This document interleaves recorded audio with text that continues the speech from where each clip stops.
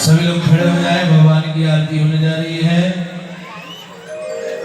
ओम हरि ओम ओम ओम इदगं कविहे प्रजननं मे असुर समीरगं सर्वगणगं स्वस्ति आत्मसनि प्रजासनि वसुसनि लोकसन् नभयसनि अग्निहे प्रजा बहुला मे करोत्वन्नं वयोरेतु अस्मासुतरा चन्द्रमा मनसो जातसक्षोः सूर्यो अजायत श्रोत्राद्वायुष्य प्राणस्य मुखात् दग्निरजायत। आरति श्री रामायण जी तीरथ करे सिया की। आरति श्री रामायण जी तीरथ करे सिया की। गावत ब्रह्मा एक मुनि नारद वाल्मीकि कवि ज्ञान विसारद सुख सनकादि शेष अनुसारद परनि पवन सुत कीरति की। आरति श्री रामायण जी तीरथ करे ललित सिया की। आरति श्री रामायण जी तीरथ करे ललित सिया की। गावत वेद पुराण अष्टदश स्वयं शास्त्र सब ग्रंथन को रस मुनि जन धन संतन को सर्वस सारे अंश सम्मत सब दीनी। आरति श्री रामायण जी तीरथ करे ललित सिया की। आरति श्री रामायण जी तीरथ करे ललित सिया की। गावत संतत शंभु भवानी अरुघट संभव मुनि विज्ञानी। व्यास आदि कवि वज्र बखानी काव्य सुर गरुड़ के नीति। आरति श्री रामायण जी तीरथ करे ललित सिया की। आरति श्री रामायण जी तीरथ करे ललित सिया की। कटिमल हरणी विषय रस प्रीति सुभग सिकाय मुक्ति जुवती। कलन रूप मोरी अमी तात मात सब विधि तुलसी की।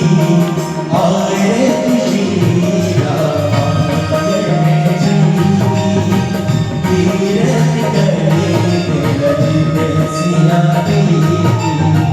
आरति श्री रामायण जी तीरथ करे ललित सिया की। कर्पूर गौरम करुणावतारम संसार सारम भुजगेन्द्रहारम सदा वसंतम दयाल देते भव भवानी सहितं नमामि। मंदार माला पुरकालिकाले कपाल माला शेखरा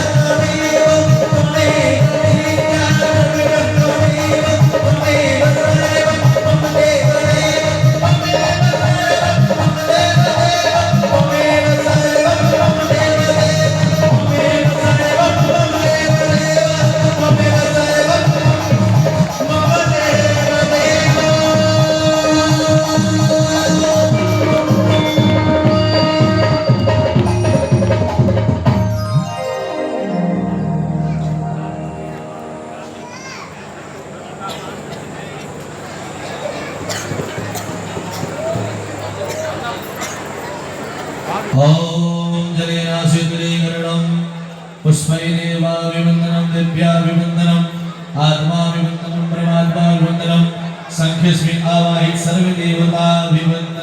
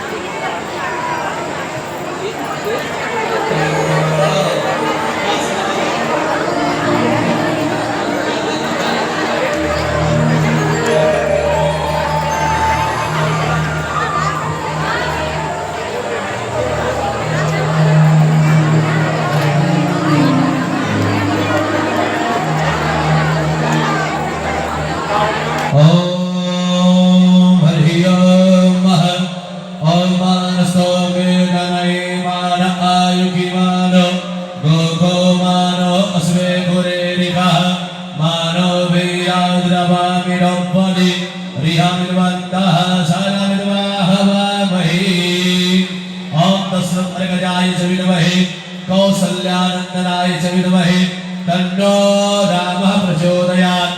मंत्रपुष्पांजलि समर्पयामि। श्री रामचंद्राय नमो नमः। पुराण पुरुषोत्तमाय नमो नमः।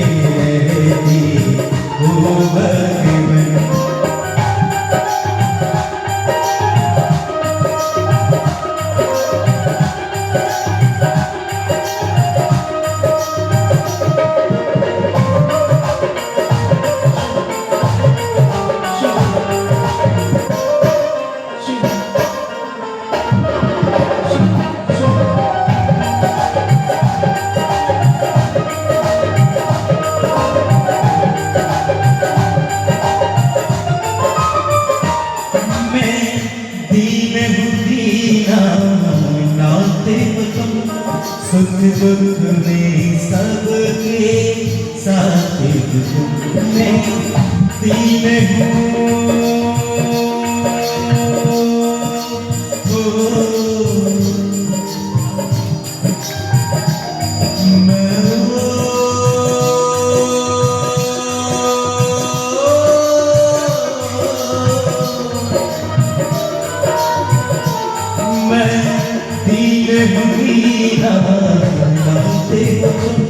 सुख दुख में सबके साथ ये मिलन की चाहत है बड़ी, मिलन की चाहत है बड़ी।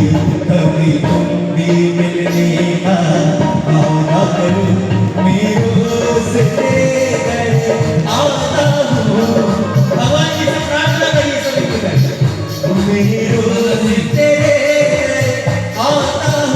कभी तुम भी गए आया तेरे मेरे ओ भगवन मंदिर में ओ भगवन मंदिर में ओ भगवन मंदिर में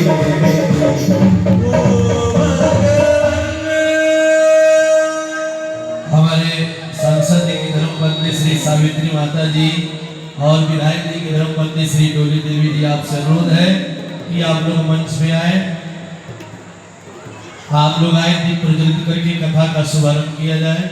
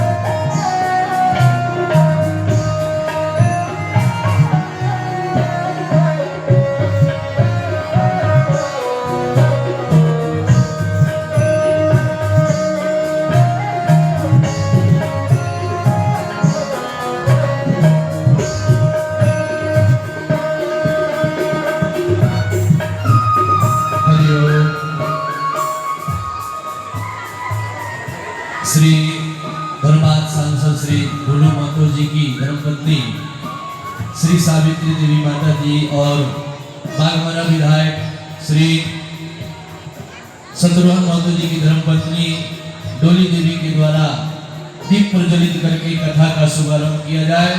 आप सभी लोग ताली बजा करके स्वागत करें। आप सभी लोग ताली बजाएं। हरे चंद्रमा मनसो जात चक्षो सूर्यो अजायत श्रोत्राद्वा विश्व प्राण समकाग्निरजायत।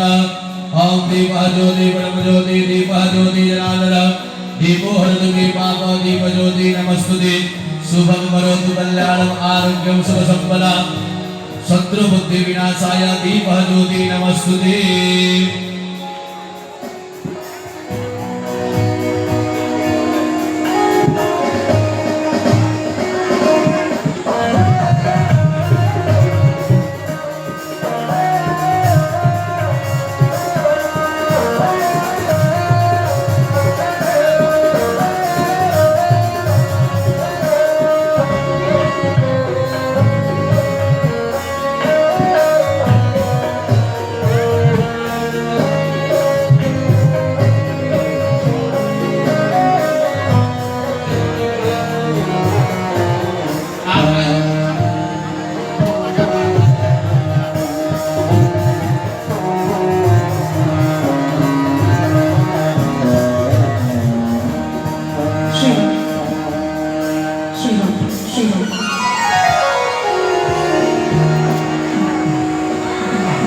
बोलिए सियावर रामचंद्र भगवान की, उमापति महादेव की, पवन सुत हनुमान की, श्री राम कथा की, श्री चिटानी धाम सरकार की।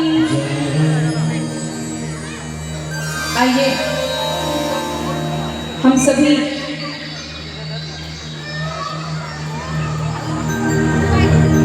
प्रतिदिन की तरह भगवान का ध्यान करेंगे, भगवान का आवाहन करेंगे और उसके बाद कथा में प्रवेश करेंगे। सब लोग अपने हाथों को जोड़ लेंगे, नेत्रों को बंद करके श्री रघुनाथ जी की सुंदर छवि अपने हृदय में बसाएंगे। वर्णानामर्थ संधाना रसानाम छंदे सापि मंगलानाम च कर्तारः वन्दे वाणी विनायको वन्दे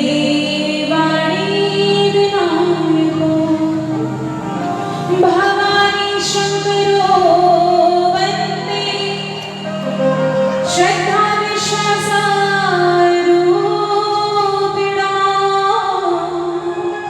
याभ्यां विना न पश्यन्ति सिद्धा स्वान्तः स्थमीश्वरम् सिद्धा स्वान्तः स्थमीश्वरम् वन्दे बोधमयां नित्यं गुरुं शङ्कररूपिणं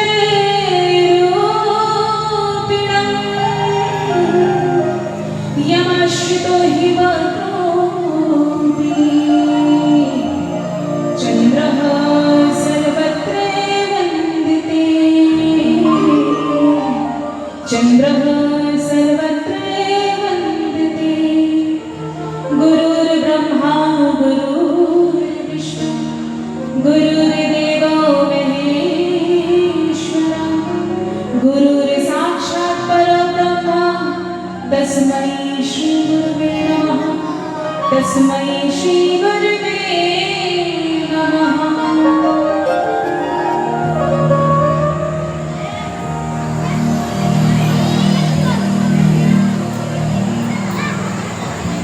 आइए हम सभी मीठी मीठी करताल के साथ प्रभु के नाम का संकीर्तन करते हैं।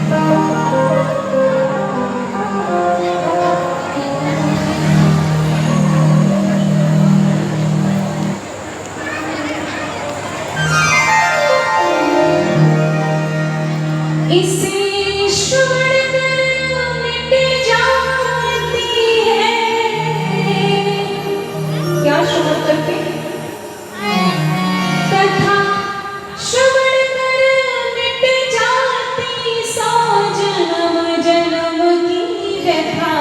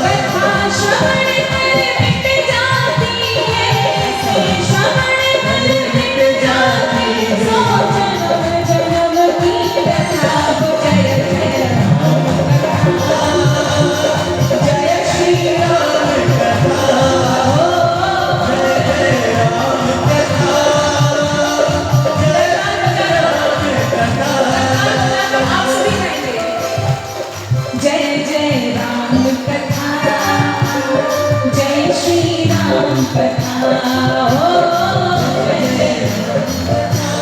राम कथा में बैठे हुए हैं और चुटाही धाम सरकार के सामने बैठे हुए हैं। तो आप सभी का स्वर मिलना चाहिए। जय जय राम कथा, जय श्री राम कथा।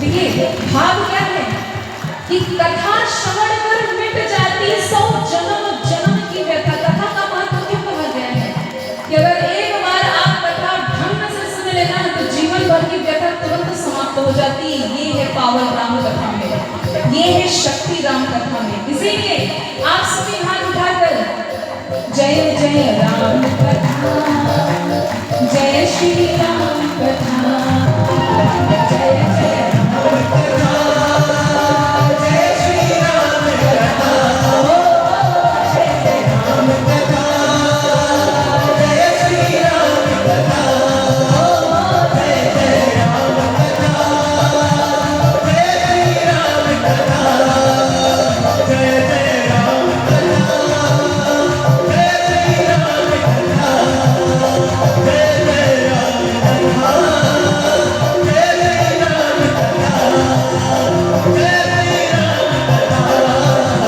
जय श्री राम कथा, जय श्री राम कथा, जय श्री राम कथा।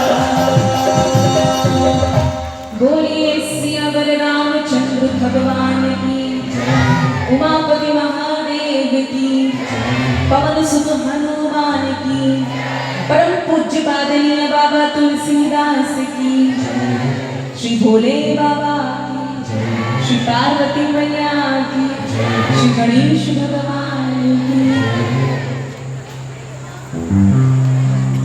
सर्वप्रथम मैं अपने असंख्य प्राणों के आराध्य प्रभु श्री सीता रामचंद्र भगवान जी के चरणों में बारंबार प्रणाम करती हूँ। अपना संपूर्ण जीवन, अपने संपूर्ण जीवन की कथाएं अपने प्रभु के चरणों में पूर्णतः समर्पित करती हूँ। और आज तो मेरे प्रभु का विवाह है, तो नाथ मेरे आज की कथा को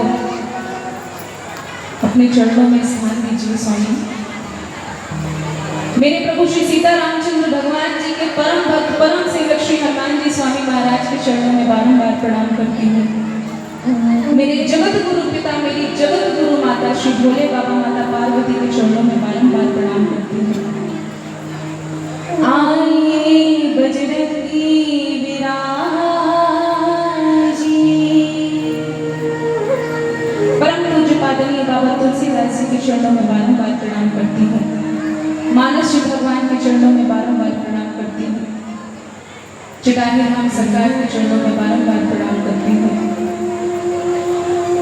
श्री राम कथा के जो मुख्य आयोजक हैं, धनबाद के माननीय सांसद महोदय जी श्री ढुल्लू प्रसाद महतो जी और उनकी धर्म पत्नी श्रीमती सावित्री देवी जी को कोटि कोटि वंदन है। हमारे बागमारा के माननीय विधायक जी श्री शत्रुघ्न महतो जी और उनकी धर्म पत्नी श्रीमती डोली देवी जी को कोटि कोटि वंदन है। हमारी कथा में हमारे सहयोग के लिए वादक टीम भैया आप सभी को वंदन है। आचार्य जी, मंदिर के समस्त पुरोहित जी, आप सभी को बहुत बहुत वंदन है, अभिनंदन है। कथा में उपस्थित हमारे सभी पूजनीय श्रोतागण, आप सभी को बहुत बहुत वंदन है, अभिनंदन है। इधर से किसका शोर आ रहा है ये बताइए पहले हमको। उस शोर की वजह से हम डिस्टर्ब हो रहे हैं। जितने भी बच्चे हैं जो खड़े हैं कृपया करके बैठ जाएं। आप लोगों सबकी आवाज यहाँ तक आती है।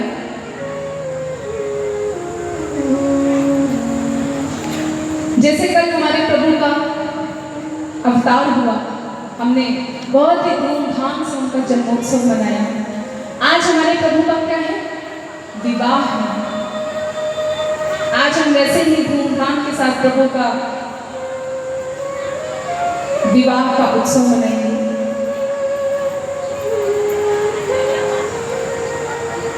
अब भगवान ने तो अवतार ले लिया है चारों भाइयों के साथ।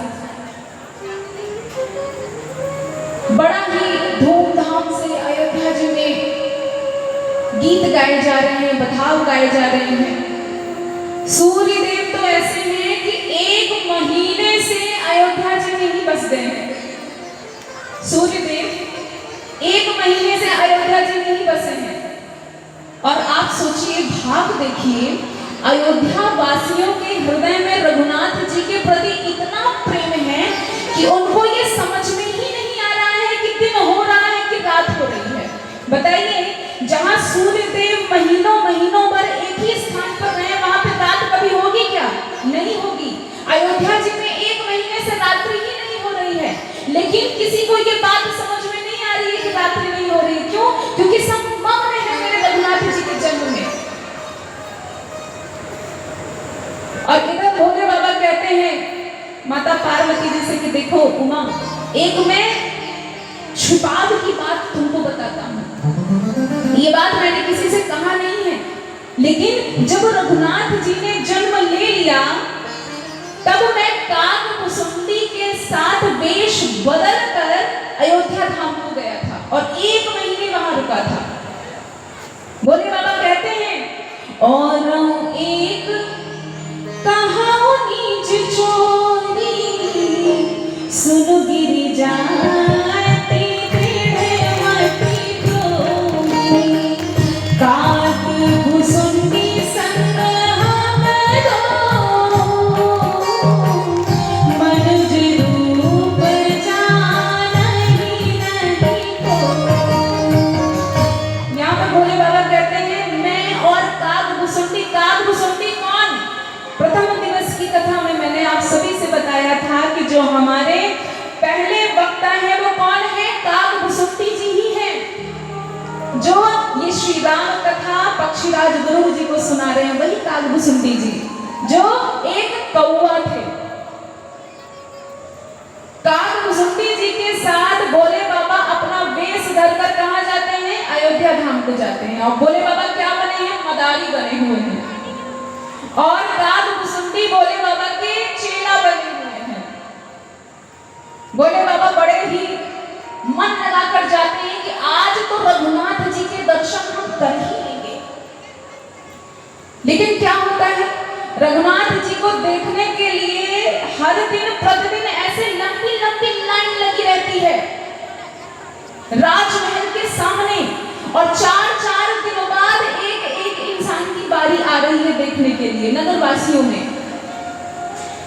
भोले बाबा कहते हैं कि मैं जब देखने गया रघुनाथ जी को तो लाइन के सबसे पीछे लगा था, और जब 4 दिन बाद मेरा नंबर आया तो जैसे ही मैं द्वार पर खड़ा हुआ मुझे ऐसा धक्का मिला कि लाइन से मैं बाहर हो गया। एक बार लाइन से बाहर क्या निकला, फिर से लाइन के सबसे पीछे लगना पड़ेगा। भोले बाबा बोले, ऐसे में तो हमको पता नहीं कितना धक्का मारा जाएगा, वो हम तो दर्शन ही नहीं कर पाएंगे, क्या किया जाए।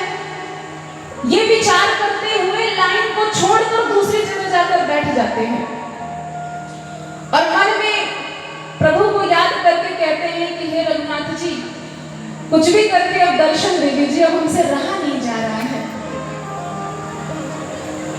अब रघुनाथ जी इतने छोटे से हैं, फिर भी वो समझ गए कि भोले बाबा हमसे कुछ बोल रहे हैं। तो क्या करते हैं रघुनाथ जी? रोना प्रारंभ कर देते हैं। कौशल्या मैया परेशान हो गई कि रघुनाथ जी इतना रो क्यों रहे हैं।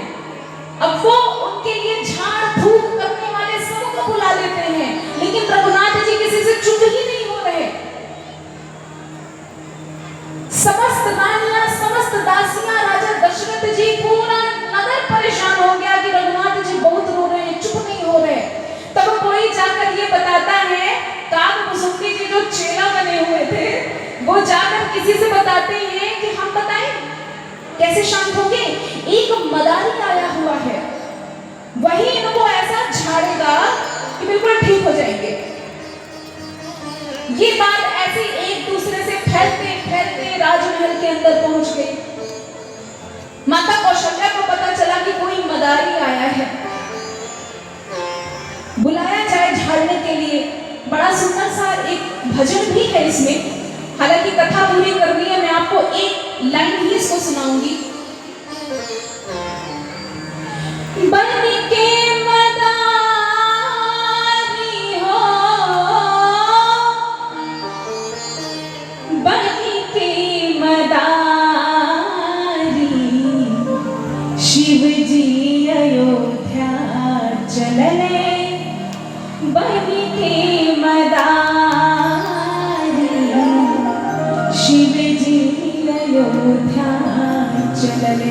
भोले बाबा मदारी बनकर जाते हैं और देखिए राम भगवान बिल्कुल हाथ पैर पटक पटक के रो रहे हैं। छोटा सा बच्चा कैसे रोता है? पालने में ऐसे ही ना रोता है, हाथ पैर पटक रहे हैं। जैसे ही माता कौशल्या गोद में लेकर बैठती है राम जी को, जैसे कल हम अपने राम लला को गोद में लेके बैठे थे, वैसे ही जब माता कौशल्या लेकर बैठती है राम जी को और भोले बाबा जैसे राम राम करके ताली बजाते हैं कि राम भगवान हंसना प्रारंभ कर देते हैं। भोले बाबा को देख के हंसना प्रारंभ कर देते हैं। अब सबको क्या लगा? क्या हाँ बड़ा अच्छा मदारी है ये तो। कहा रघुनाथ जी चुप ही नहीं हो रहे थे, ये कितना अच्छा मदारी है। एक बार ताली के बजाय रघुनाथ जी हंसने लगे। अब भोले बाबा ये भी चिंतित हो गए कि इतने छोटे से बने हुए हैं, इतना ठहाका मार के हंसेंगे तो सबको पता चल जाएगा कि यही रघुनाथ जी, यही परम ब्रह्म परमेश्वर हैं। तो हाथ से इशारा करके बताते हैं कि नहीं नहीं रोइए, इतना मत हंसिए, सबको पता चल जाएगा। रघुनाथ जी भी बिल्कुल किलकारी मार के, जैसे बच्चे आते हैं ना कि गोद में हमको ले लो, वैसे ही भोले बाबा के भी गोद में उछल उछल के जा रहे हैं। भोले बाबा उनको गोद में लेके बड़ा लाड प्यार करते हैं और कहते हैं कि जय हो हरि, आपकी लीला तो अपरंपार है, ये सुख तो आपको ही नसीब हो सकता है। हमें कहां ये सुख कि हम किसी का बालक बनकर जन्म लें। हर बार तो भगवान विष्णु ही बालक बनकर जन्म लेते हैं, भोले बाबा नहीं लेते। कहते हैं आप कितने भाग्यशाली हैं कि हर बार आपको लाड प्यार मिलता है। तो ये बात भोले बाबा माता पार्वती से बता रहे हैं कि ये गुप्त बात है, किसी से बताना नहीं, लेकिन अब हम सबको पता चल गया। ये तो पार्वती मैया से कह रहे हैं कि गुप्त बात है, किसी को नहीं बताना, लेकिन हम लोग मानस जी के माध्यम से अच्छे से जान गए कि भोले बाबा भी गए। ऐसा करते हुए वशिष्ठ मुनि जी को बुलाया जाता है। वशिष्ठ मुनि कौन? कुलगुरु। वशिष्ठ मुनि जी आते हैं नामकरण संस्कार करने के लिए। अब यहाँ पर बहुत ध्यान से सुनने वाली बात है। ध्यान से इसलिए बोल रही हूँ क्योंकि मैंने पहले दिन ही कहा था और हर बार कहती हूँ कि हरि अनंत हरि कथा अनंता, कहाँ है सुना ही बहुविध सब संता। भगवान जैसे अनंत है, कथा भी अनंत है। हर कोई भगवान की कथा को अलग अलग भिन्न भिन्न प्रकार से कहता है, अपने अपने भाव से कहता है। तो मेरा जो भाव है यहाँ पर, वो हम यहाँ पर कह रहे हैं, ध्यान से सुनिएगा। भगवान का नामकरण होता है। वशिष्ठ मुनि जी सबसे पहले राजा दशरथ जी से कहते हैं कि हे नरेश, सबसे पहले आपके बड़े पुत्र का नामकरण करते हैं। और बड़े पुत्र का नाम कैसे रखते हैं? जो आनंद सिंधु सुख राशि, सी करते त्रैलोक सुखासी, सो सुख धाम राम नामा, अखिल लोक गायक विश्रामा, अखिल लोक गायक विश्रामा। वशिष्ठ मुनि जी कहते हैं आपके जो बड़े पुत्र हैं राम, इनका नाम क्या होगा? राम होगा। राम क्यों? देखिए राम का अगर आप अर्थ समझने लगेंगे ना तो आपको आनंद आ जाएगा। अगर हम राम का संधि विच्छेद करके अर्थ समझने लगे तो।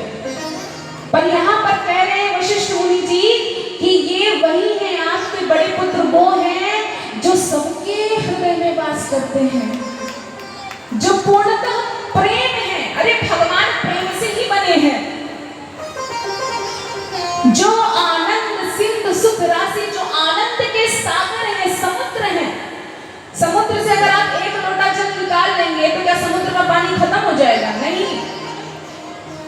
उसी प्रकार से रघुनाथ जी ऐसे आनंद के समुद्र हैं कि जिनका आनंद कभी कम होता ही नहीं है। इसीलिए कहा गया है कि जीवन में आनंद चाहिए तो रघुनाथ जी को भजो। क्यों? क्योंकि रघुनाथ जी आनंद के सागर हैं। वशिष्ठ मुनि जी कहते हैं कि आपके जो बड़े पुत्र हैं उनका क्या नाम है? राम। अब देखिए, राम के लिए बहुत से लोग जब टीका टिप्पणी करते हैं तो ये बड़ा हृदय में चुभता है। तो राम भगवान कोई 1000 करोड़ वर्ष पहले के कोई नायक नहीं थे जो आपको लग रहा हो कि वो हीरो थे। तो हीरो बड़ी छोटी सी बात है, छोटी क्या, तुच्छ से भी तुच्छ बात है। रघुनाथ जी प्रजापति मनु के पुत्र इक्ष्वाकु वंश में जन्मे हुए हैं, जिनके पीढ़ी में ऐसे प्रतापी नरेश हुए हैं कि पूछिए नहीं। महाराजा पृथु, रघुनाथ जी के जो पूर्वज थे उनकी बात हम आपको बता रहे हैं। महाराजा पृथु, वही पृथु जिनके नाम पर धरती मैया का नाम क्या पड़ा? पृथ्वी पड़ा है। महाराजा सगर, वही सगर जिनके नाम पर समुद्र का नाम क्या पड़ा है? सागर।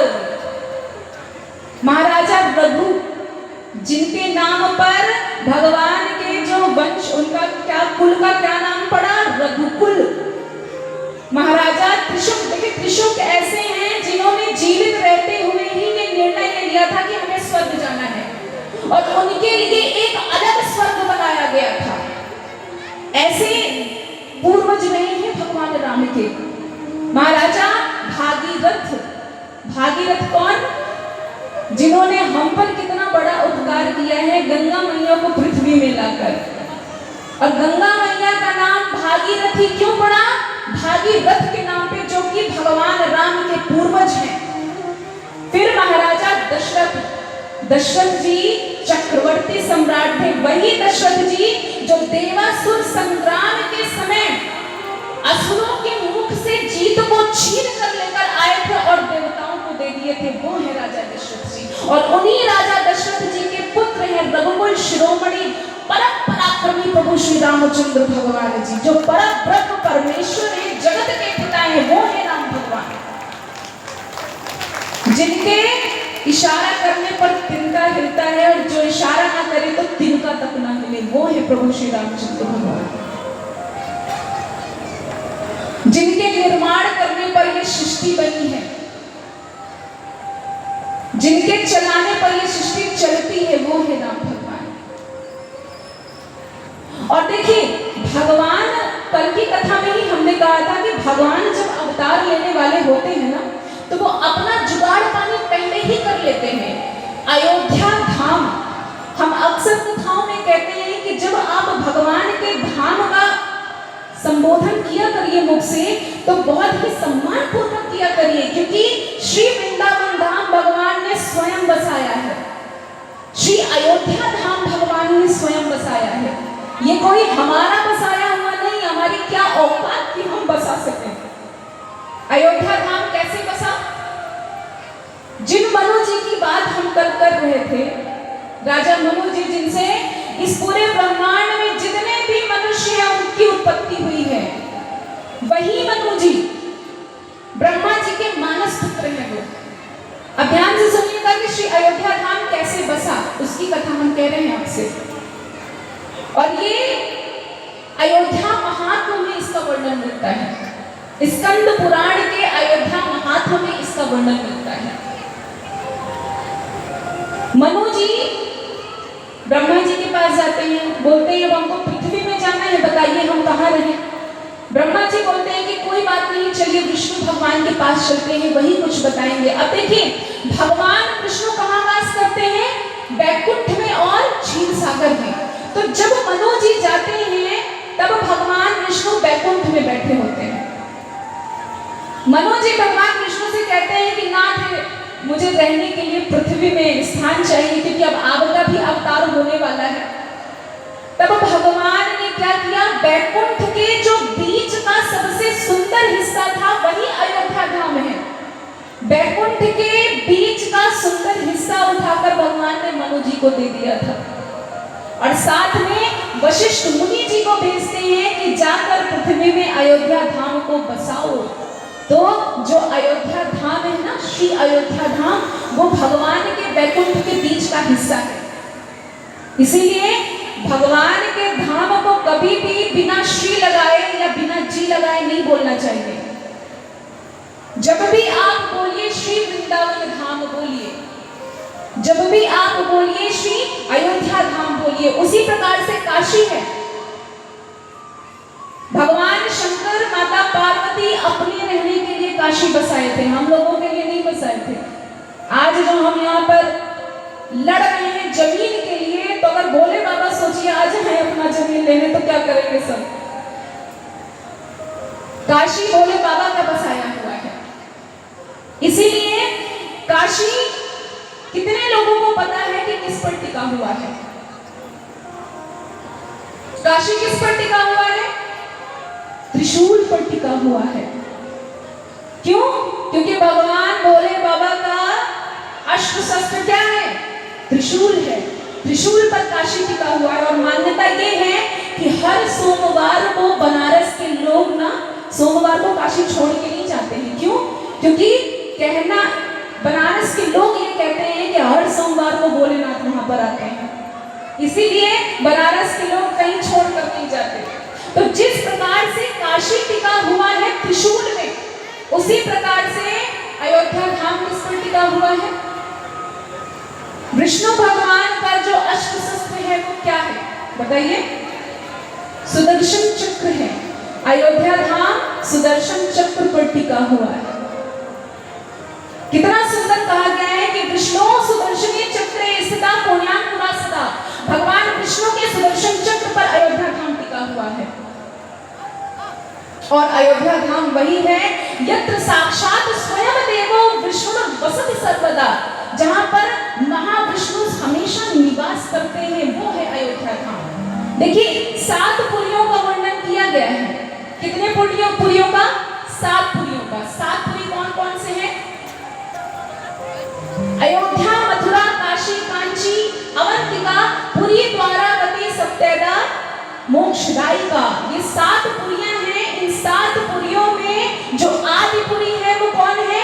वो श्री अयोध्या धाम है। और अयोध्या धाम में प्रभु का मस्तक है। अयोध्या धाम को भगवान विष्णु का मस्तक कहा गया है। इसीलिए जब भी एक बार भी मन में आए ना अयोध्या धाम, तो बड़े ही सम्मान के साथ याद किया करिए। जब से रघुनाथ जी ने जन्म लिया है तो अयोध्या धाम का ऐसा रौनक छाया हुआ है।